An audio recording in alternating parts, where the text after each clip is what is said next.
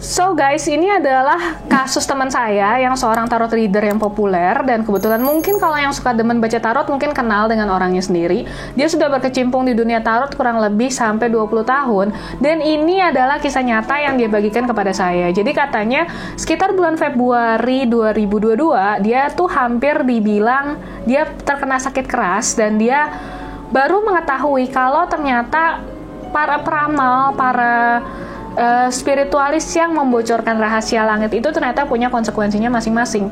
Nah, sebagai contoh, misalnya nih, kamu berat jodoh misalnya tahun ini, terus kamu pergi ke peramal, kamu nanya kapan saya bisa dapat jodoh. Nah, si peramal ini bilang kalau misalnya kamu harus pergi ke arah utara untuk bisa nemuin jodoh.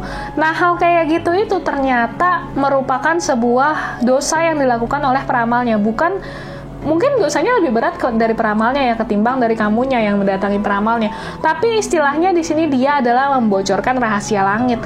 Nah, sesuai dengan judulnya, jadi di sini dibilang karena narotin orang, karena bacain orang tarot, terlalu jujur saat baca tarot, itu jadi bumerang sehingga nyawanya itu pendek. Kebetulan kemarin saya juga ngobrol dengan salah seorang spiritualis, dan dia bilang bahwa kenapa sih alasannya setiap peramal itu kalau ngasih jawaban itu abu-abu atau setengah-setengah?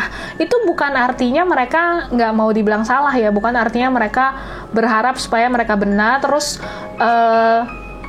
mereka nggak mencolok salahnya, bukan seperti itu. Tapi alasannya adalah karena kalau dia membocorkan terlalu banyak, itu bumerangnya akan menjadi ke diri dia sendiri. Yang paling umum adalah umurnya pendek.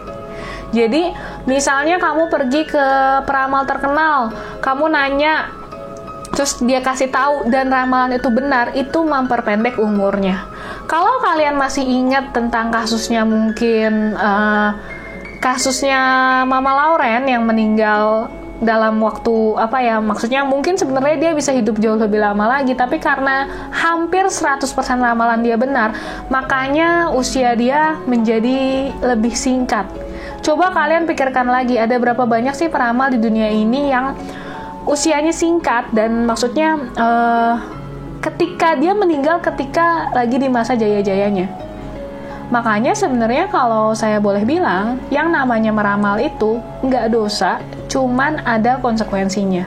Jadi kalau sampai ada seseorang yang meramalkan kalian dengan sangat konkret dan itu ternyata benar, berterima kasihlah kepada dia, karena dia pasti sudah mengorbankan sesuatu untuk kalian. Jadi mungkin untuk para tarot reader dan untuk para teman-teman yang demen baca tarot, jangan sampai terlalu banyak membongkar rahasia langit, dan tetap tunggu saja sampai waktunya yang tepat. Jadi istilahnya waktu tetap akan jadi yang terbaik. Maksudnya you have to wait for the best. Jadi maksudnya ditunggu aja. Jangan sampai kamu terlalu pengen tahu tentang masa depan, yang which is masa depan juga bisa berubah. Dan kalau misalnya kamu meramal dan ternyata ramalannya betul, ternyata itu malah memperpendek umur. Itu aja sih. Mau tahu fakta lainnya tentang dunia spiritual? Yuk follow terus channel kita, dan kita see you on the next episode.